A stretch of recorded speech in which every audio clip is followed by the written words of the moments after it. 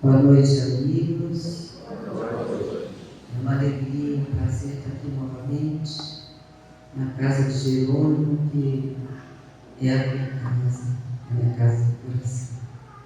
Mesmo não estando aqui, em momentos bem difíceis para mim, eu venho para cá.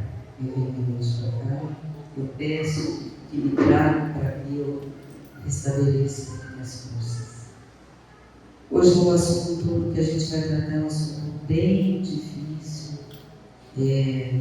Não vai ter tanta imagem, né?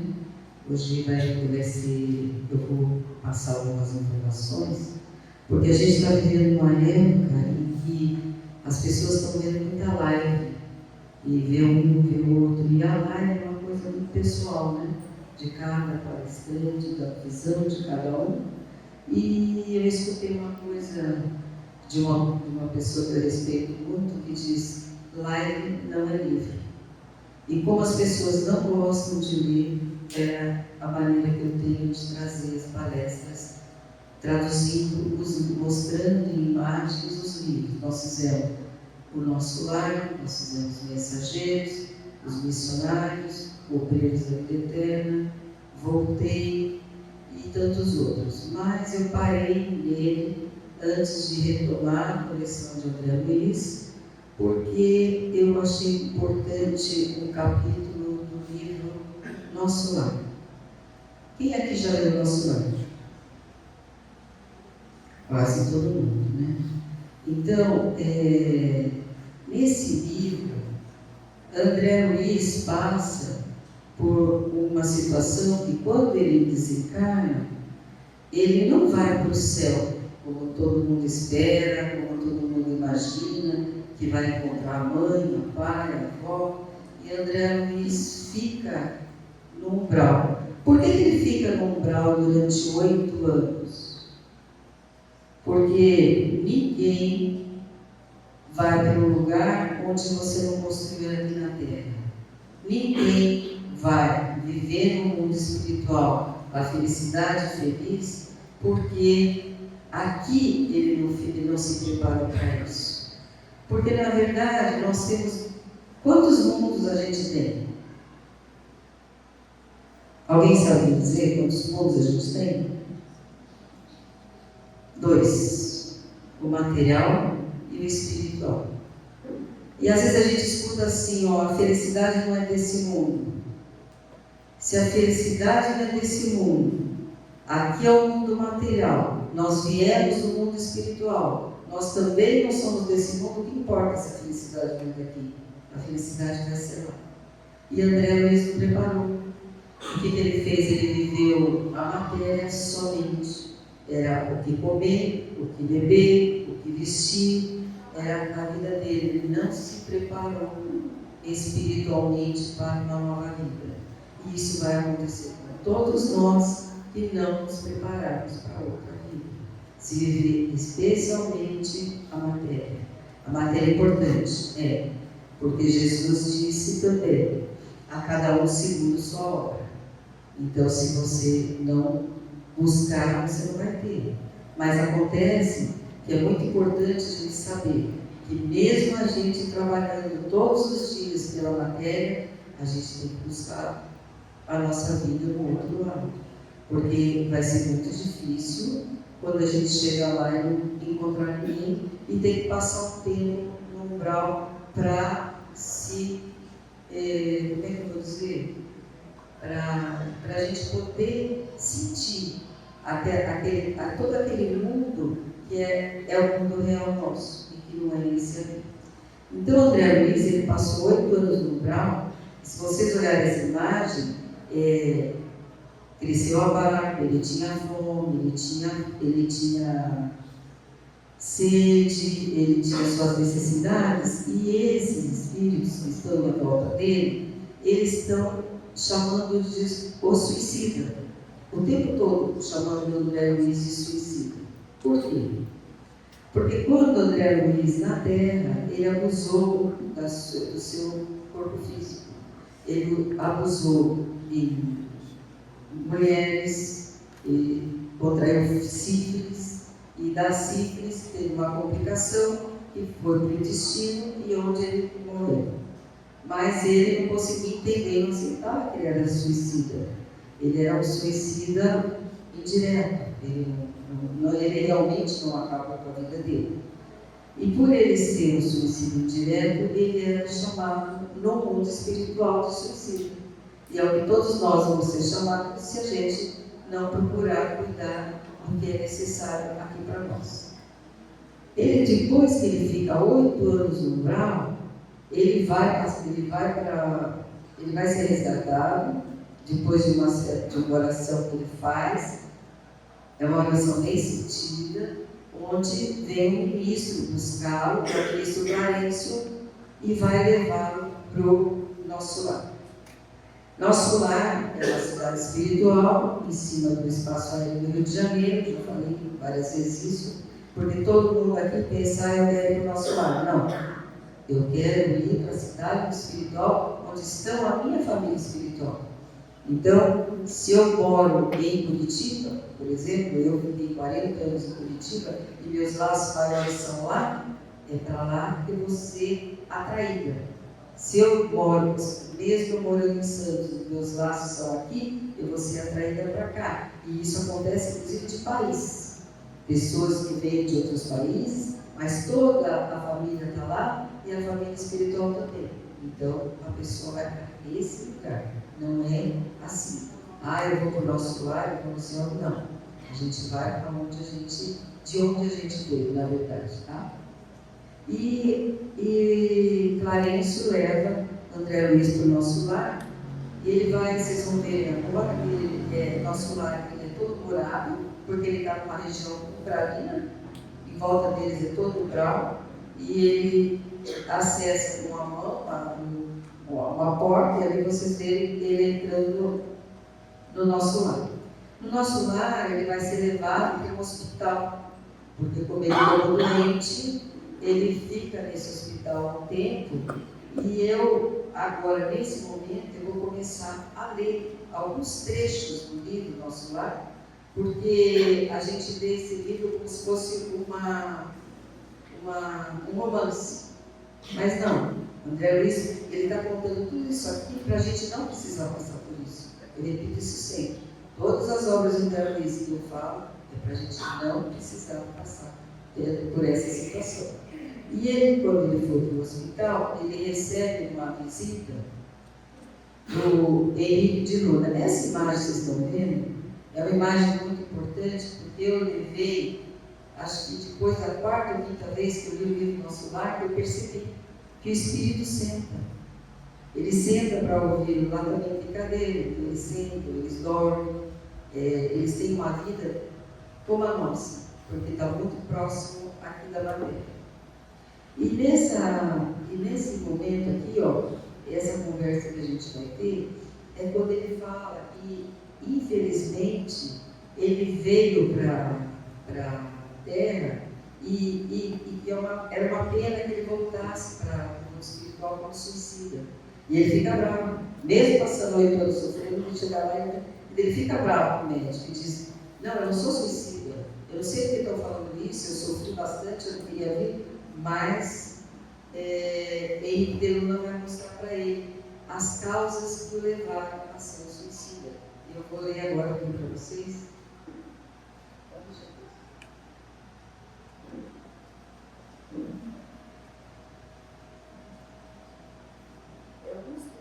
Alguns trechinhos só que eu peguei, e eu vou ler sobre o microfone, porque eu acho que é melhor para eu ler.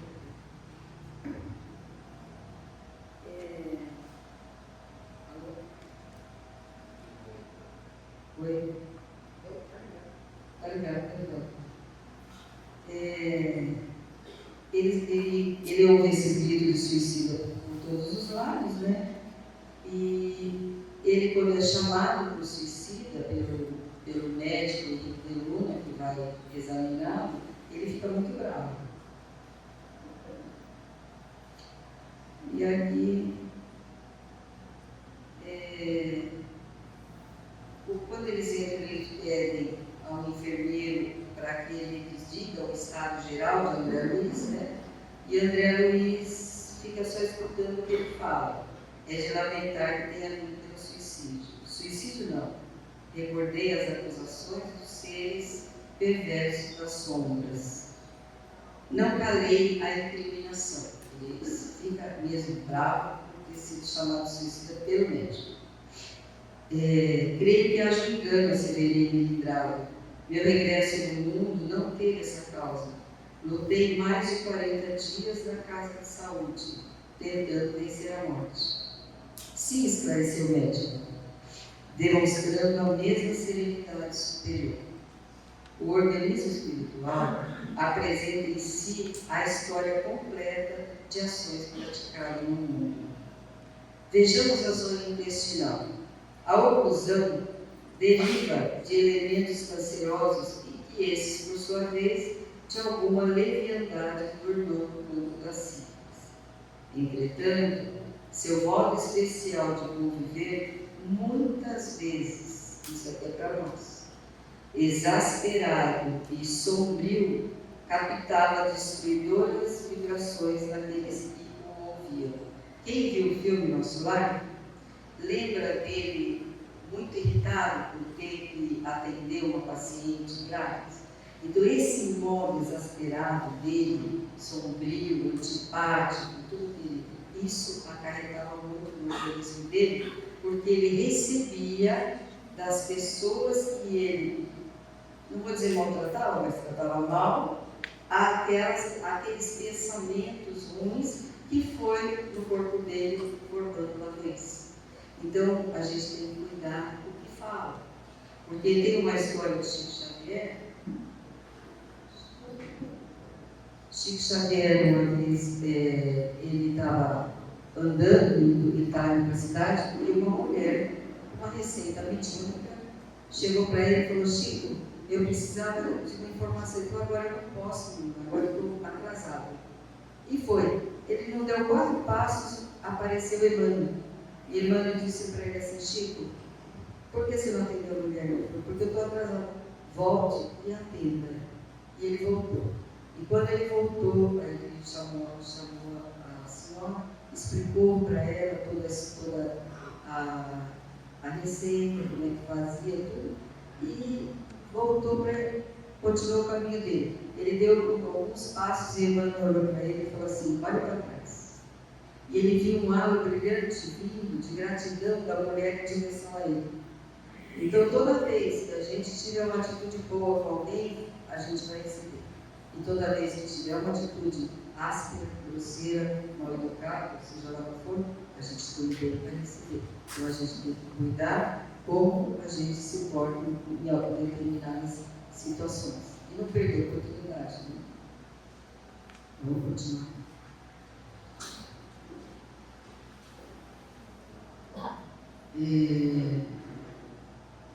O fígado foi maltratado pela sua própria ação, os rins foram esquecidos com o terrível menosprezo das dádivas sagradas.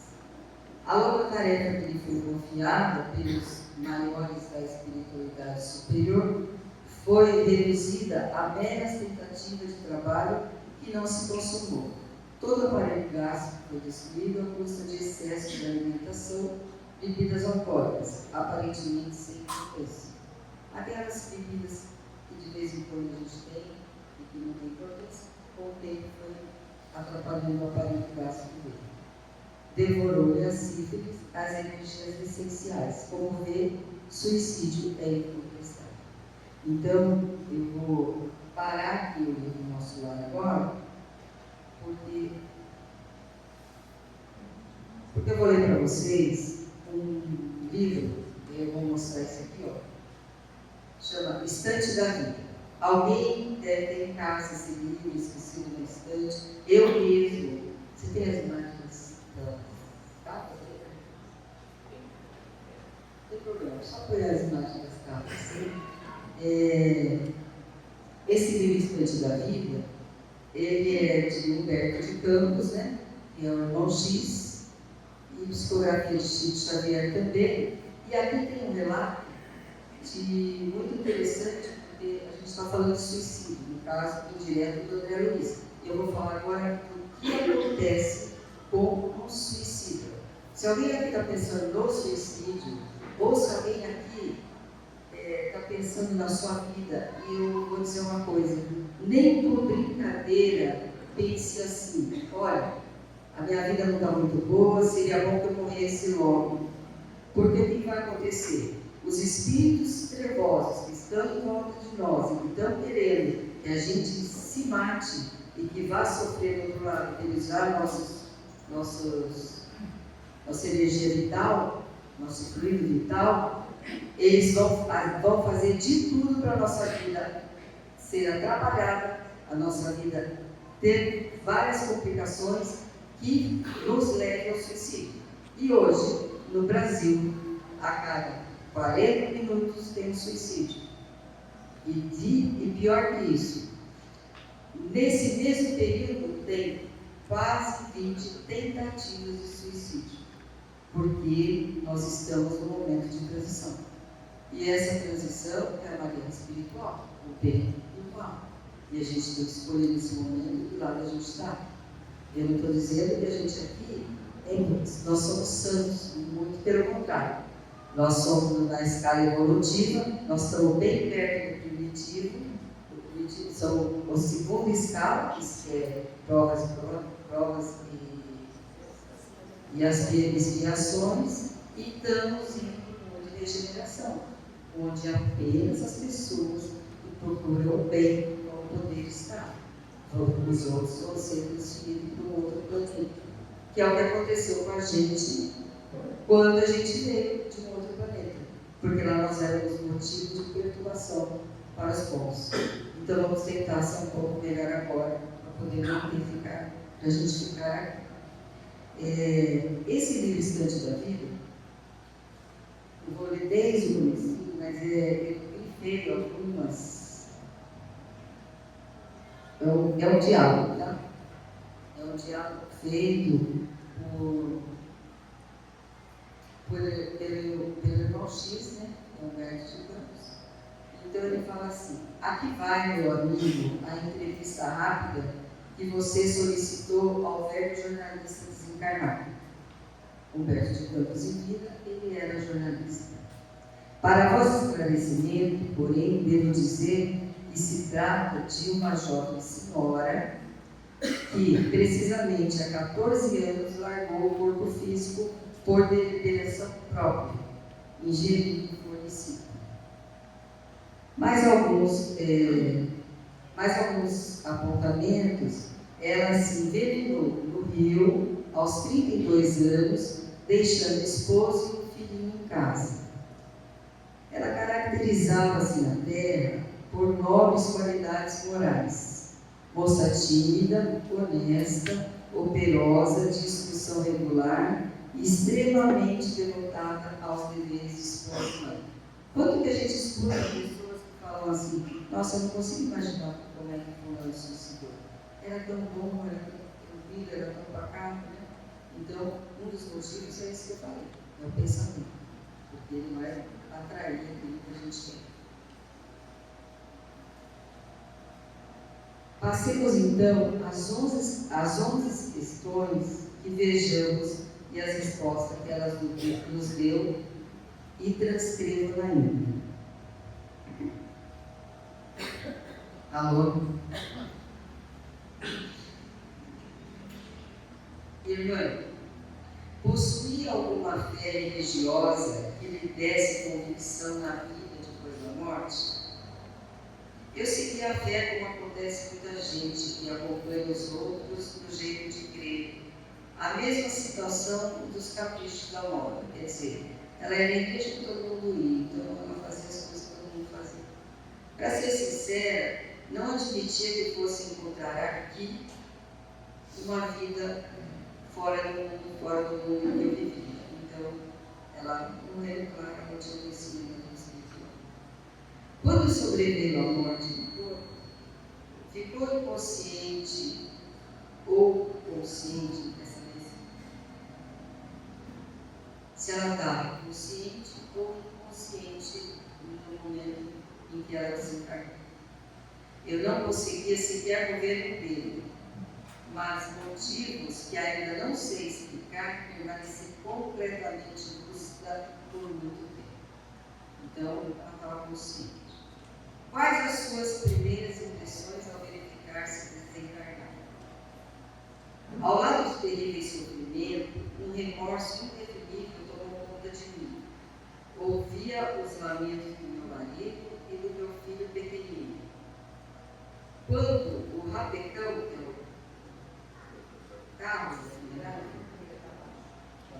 abaixa aí. Tá bom o som? Quando o rapecão me arrebatou o corpo móvel, tentei ficar em casa, mas não pude. Tinha a impressão que eu jazia amarrado ao meu próprio cadáver, pelos nós da grossa corda. Então, o que é isso? É o fluido vital. O fluido vital que a gente tem, que nos alimenta, quando a gente nasce, então vamos supor que eu vá viver, a minha programação é de ficar aqui na Terra por 80 anos. Eu recebo um fluido vital para aquele período dos 80 anos. Como um carro que se abastece para determinado percurso. Se eu acabo com a minha vida antes dos 80 anos, então, por exemplo, com 68, que é o né? Eu vou sofrer durante 12 anos tudo que nós vamos ouvir aqui agora, porque esse fluido vital que eu tenho, ele não vai ser desligado de mim, como foi no caso do Dimas, que a gente viu no livro Obreiros da Vida Eterna. Ele vai continuar e eu vou sofrer tudo o que eu puder naquele período, nas mãos de entidades trevosas, durante os 12 anos que faltariam para eu se encarnar. Então já começa o sofrimento da vida. Então vamos lá.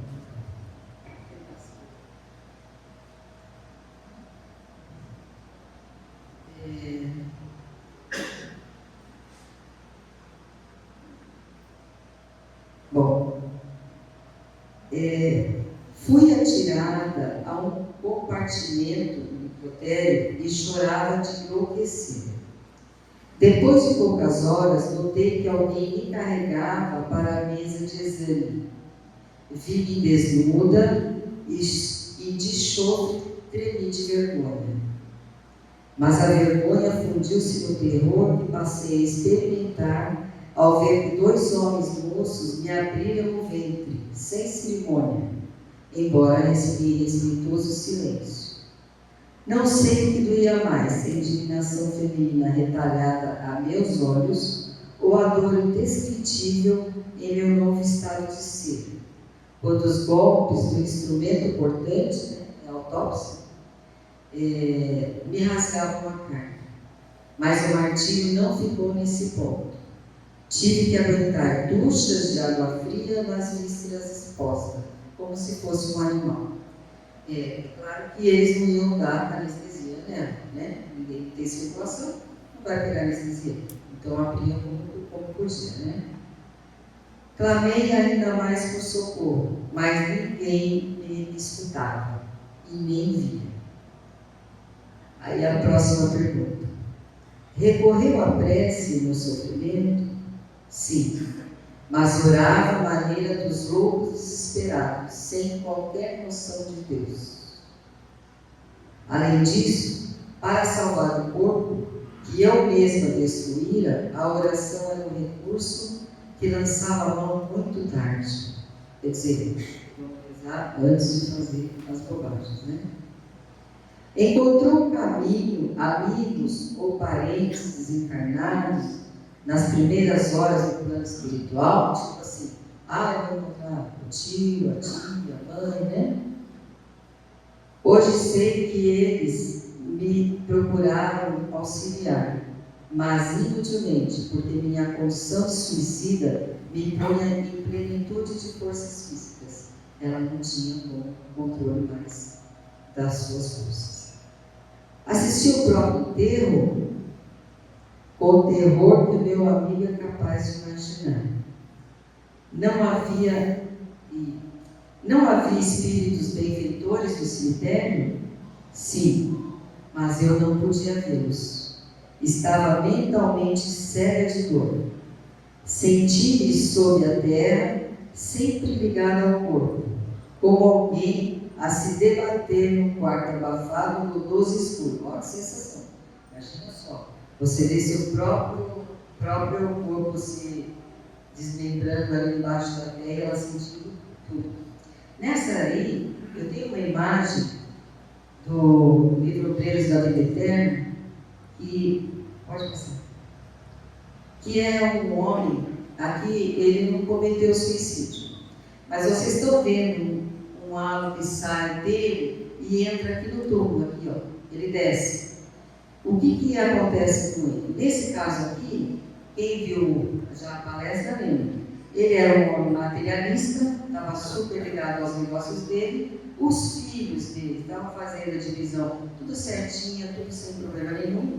E para ele não atrapalhar a vida dos filhos depois da morte dele, ele ficou preso no cemitério em cima do túmulo. Até o dia que esse laço se desfizer e aí está por conta dos espíritos que ele vai ser atraído. Porque nós não seremos julgados. Ninguém vai chegar para a gente e dizer, você vai para cá, você vai para lá. Nós vamos ser atraídos como imã, como uma limalha que vai só atrair o tal. E é assim que vai ser. Então a gente vai ser atraído. Tem mais uma imagem, que é essa mulher. Essa daí, ela está há muito tempo também ali, nesse estado, em cima do túmulo, porque ela queria atrapalhar e o marido dela estava tentando se adaptar com um bebezinho de 1 mês, acho que ela morreu no parto, eu não me lembro da história, mas acho que ela morreu no parto.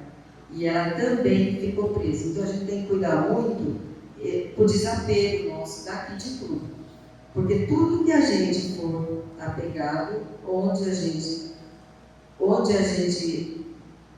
der tamanha importância, é ali que a gente vai ficar. Então a gente tem que cuidar. Como aquela frase já dizia, aonde está o teu tesouro, aí está teu coração. Então o tesouro, no caso dela, era o filho, era o marido, e só. Não era uma coisa melhor, era uma coisa doentia. Então ela ficou presa ali também. Tá? Então isso aqui é só para ilustrar no caso, o que ela acabou de dizer aqui, e ela ficou vendo a decomposição do próprio corpo.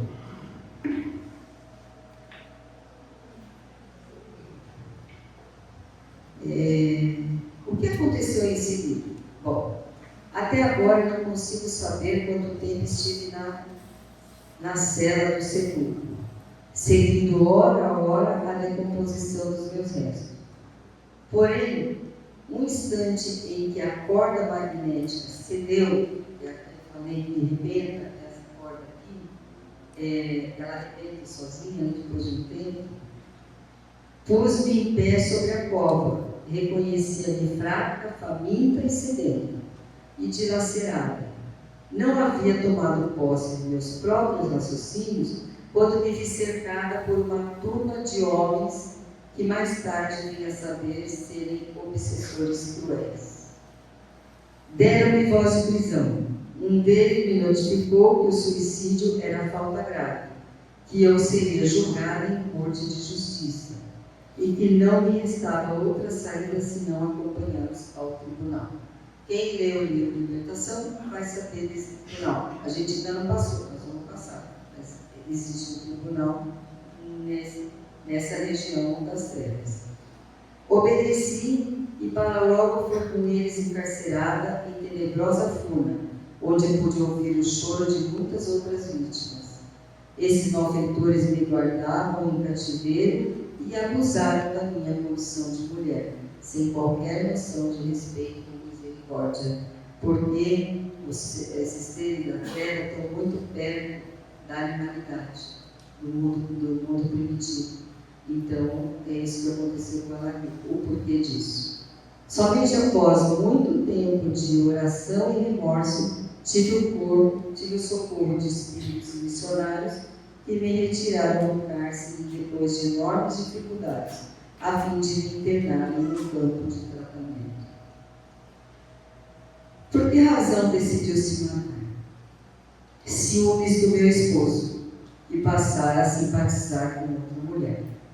Então vamos cuidar dos ciúmes, né? Vamos cuidar, porque é perigoso também. Julga que a sua atitude lhe trouxe algum benefício?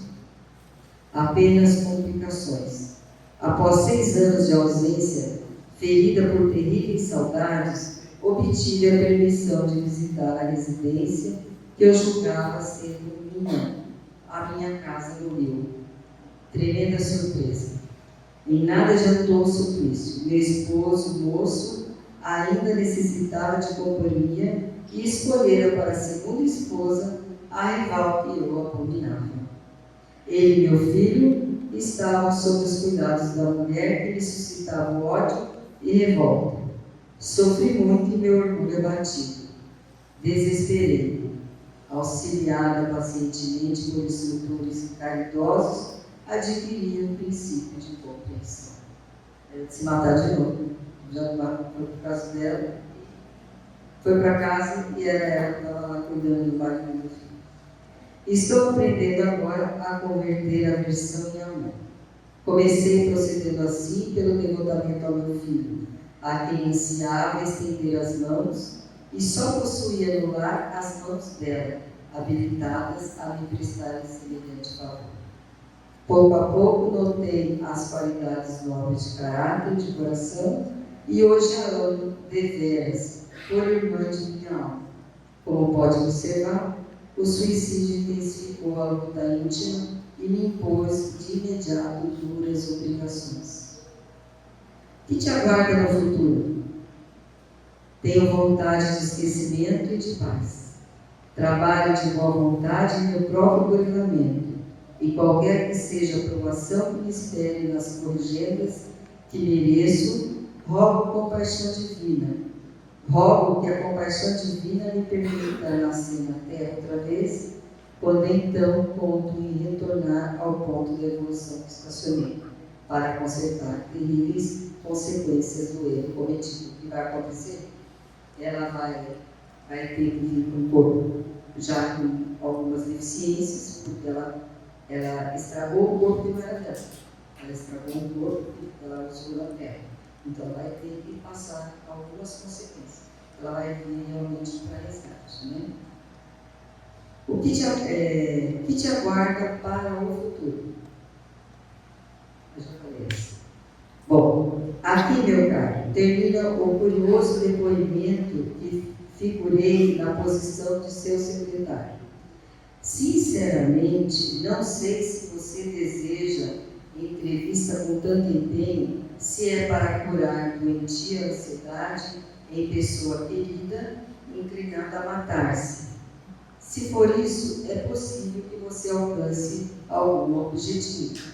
Essa entrevista aqui, ele está dizendo que se for pedido para ele para tentar ajudar alguém a não se matar, pode ser que aconteça que ele atinja esse objetivo. Mas se você supõe que essa mensagem pode servir de instrumento para alguma transformação na sociedade terrena, que a gente vai mudar de uma para outra, por causa dessa entrevista, digo isso,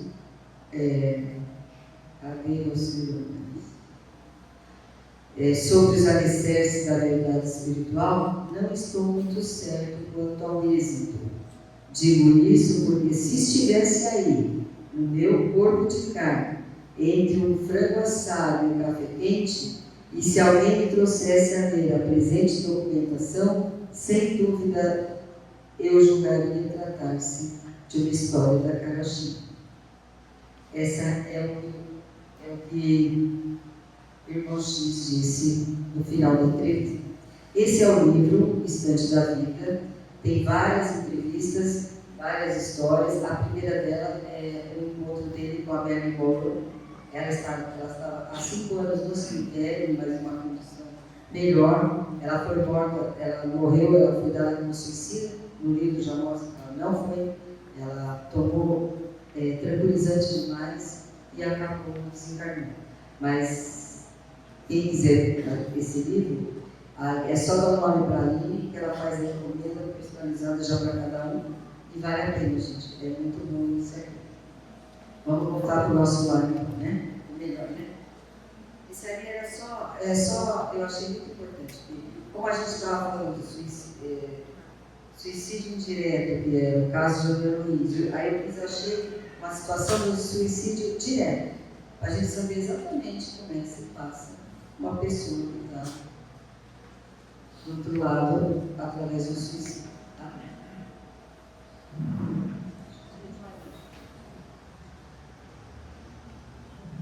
Tá, isso aqui é uma imagem uma ilustração, né, para a gente ver que a gente está falando. Hoje eu escutei muito o Tadeu, ele estava falando muito em alma, alma. Então, a gente tem um espírito que não tem corpo, né? E a gente tem. E para a gente vir para a Terra, a gente vai usar um corpo espiritual, né? Vai usar. A gente volta de nós pelo Espírito. É onde fica gravado todas as nossas ações. Nada passa desapercebido de tudo que a gente pensar, fazer, ou as nossas intenções, fica no perispírito. E a ligação do corpo e do espírito se chama alma. Isso está no livro dos Espíritos. É só buscar. Bom?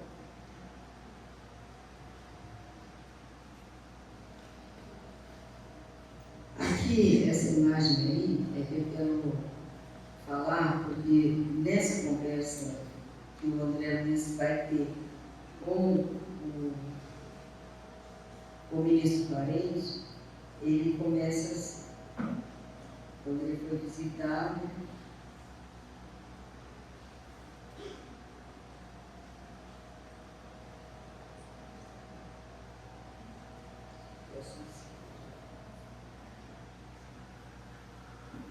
no dia imediato, após a oração do crepúsculo, Clarencio me procurou em companhia do atencioso visitador da médica, né?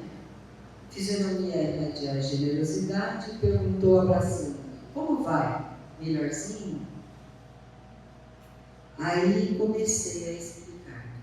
Enquanto os dois benfeitores sentaram-se ao meu lado, e na hora que ele sentou, é que eu falei que a gente prestou atenção que os médicos sentaram, tem cadeira.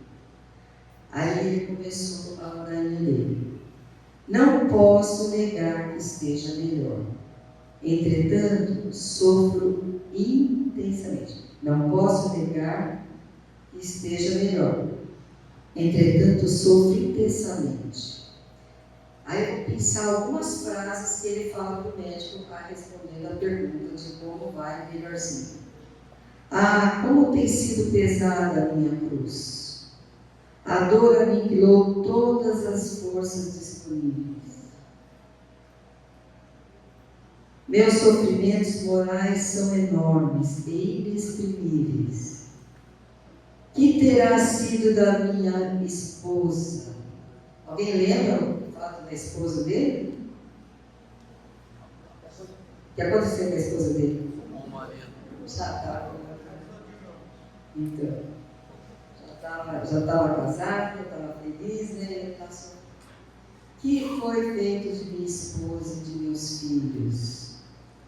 Minha desventurada Zélia muitas vezes afirmou que morreria de saudades se um dia eu me faltasse. Admirada esposa. Ainda sinto as lágrimas dos sofrimentos derradeiros.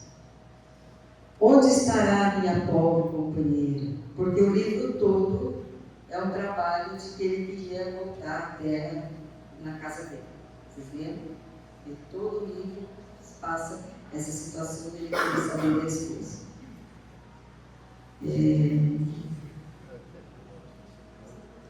Chorando junto às cinzas do meu corpo, ou em algum recanto escuro das regiões da morte.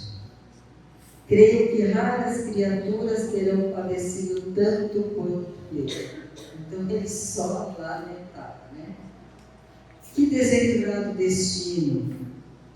Bom, chegando a essa altura, no vendaval da queixa que me conduzia ao barco de oceano de lágrimas, ele chorava muito. Clarencio, contudo, levantou sereno e falou sem afetação. E o que Clarencio vai falar é uma pergunta perturbadora. A mim me perturbou bastante, porque é uma pergunta que eu me faço todo dia. E eu vou dividir a perturbação comigo com você aqui para frente. Não faça isso. Oi? Não faça isso. Faço, estou fazendo aqui. Chegada a essa altura, do vendaval das queixas, que me conduziu o barco das lamentações e das lágrimas. Clarencio, contudo, levantou e perguntou sem afetação: meu amigo, deseja de fato a cura espiritual? O que é a cura espiritual? É a cura da mágoa, da raiva, do vício, é todo o mal do nosso espírito, né? E ele fez um gesto afirmativo com a cabeça. Aprenda a não falar excessivamente de si mesmo, nem comente a própria dor. Lamentação denota enfermidade mental e enfermidade de curso laborioso e tratamento difícil.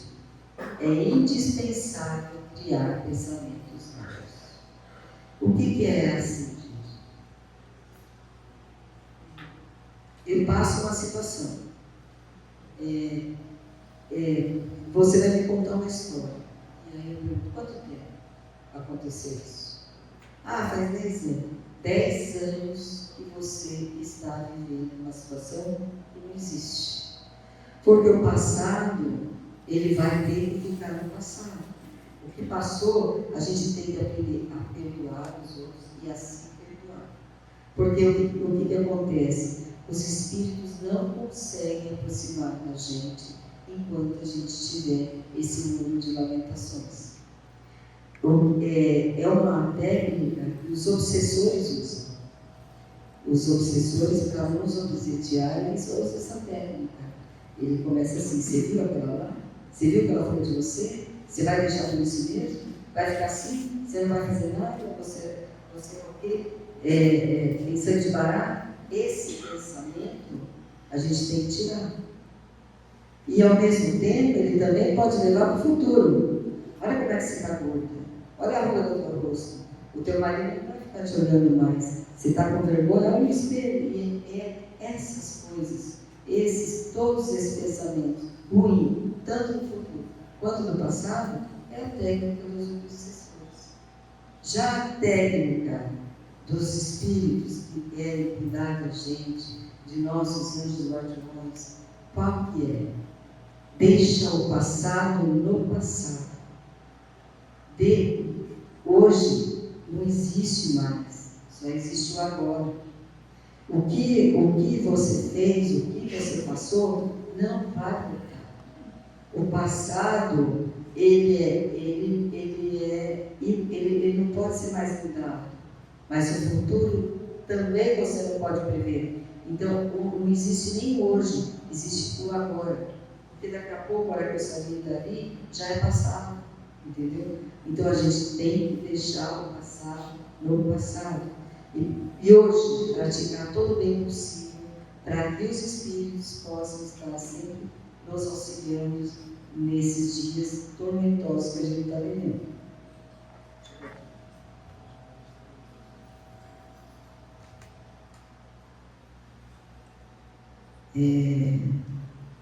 Quanto mais utilize o verbo por dilatar considerações dolorosas no ciclo da personalidade, mais duros se tornarão os laços que prendem as lembranças. Então, quanto mais a gente lamentar, mais a gente vai ficar lembrando, todo dia. Você acorda com aquele pensamento. Parece uma coisa de louco, né? Ai, porque isso, porque aquilo, a gente vai ficando, tem que tirar, tem que ser. Não é esquecer da memória, é compreender e deixar ela lá atrás. E seguir, tá? Eu falo isso, gente, como se eu fosse perfeita, não é nada disso. Eu estou tentando fazer isso todo dia. É o que eu falo para mim mesmo. Aquela oração de Santo Agostinho, quando ele diz que a gente deve se avaliar todos os dias, todas as noites, só deitar, fazer uma avaliação do dia. e no outro dia é uma outra dia. Não adianta eu querer avançar. O sinal é aquilo. Estaremos ao seu lado, e ele encerra mais ou menos com essa frase, para resolver dificuldades presentes e estruturar projetos de futuro, mas não dispomos de tempo para voltar às zonas estéreis da lamentação. Então, se ficar lamentando, vai ficar sozinho. Se você quiser um projeto do futuro, eles estarão ali para nos ajudar. Ninguém é feliz olhando para o passado, tanto das coisas que me fizeram, como as coisas que eu fiz. Há ninguém que pega no arado e olha para trás, é digno de entrar no reino dos céus. E é isso que disse Jesus, e é isso que eu acho que nós temos. Só tem mais uma imagem aqui, né, irmãos? Essa imagem aqui é do livro Voltei, do Frederico Figueiredo, quando ele volta na região do Rio de Janeiro, que ele morou, e ele está na praia, ele disse a gravatinha preta aí, e ele está observando um rapaz ali que está com um fumo na mão, né? Ele, baseado dele lá, e está com os dois sócios juntos, porque eles precisam de manter na cabeça dele esse vício, porque só assim eles podem se alimentar através deles. E é isso que acontece com todos nós, tanto na raiva, quanto na bebida, quanto na comida, quanto no fumo, na droga, e a gente não está livre de nada. Nós estamos aqui, nós estamos com os joguetes na mão dos espíritos, e a gente tem que escolher qual deles a gente quer por companhia. Por isso, eu vou dizer só uma frase, que essa oração que vocês estão vendo ali, não vou fazer a oração inteira, mas vou ter uma sugestão. Eu pedi para o irmão meu, que é pastor evangélico, e ele me passou João capítulo 17, é uma oração que Jesus faz quando ele está junto com os discípulos na Santa Ceia. É na despedida, quando ele fala para os discípulos, mostra para eles que eles vão ficar sozinhos, mas que eles tenham fé, que eles acreditem nele, porque ele nunca ia nos desamparar. Por isso que a gente sintonizando com o bem, a gente sempre vai estar parado. E tem uma frase dessa aqui, em que Jesus diz ele reza pelos discípulos e por nós. Quando ele diz: Pai, eu não peço por esses que estão aqui me ouvindo, mas por todos aqueles que virão a crer em Ti por causa de minhas palavras. E esses que virão a crer em Ti somos nós. Nós cristãos que estamos marchando para poder ser um dia, poder entrar no reino de Deus, poder ajudar Cristo e ser mais uma pessoa a se filiar no caminho dos cristãos que, com toda a fé, aceitam todas as suas diversidades, todas as suas tristezas, mas com fé, que Deus está no comando e que Ele nunca nos abandonará. É isso que eu queria falar hoje, e na próxima vamos ver se tem alguma coisa menos pesada, mais leve. Boa noite a todos e obrigado.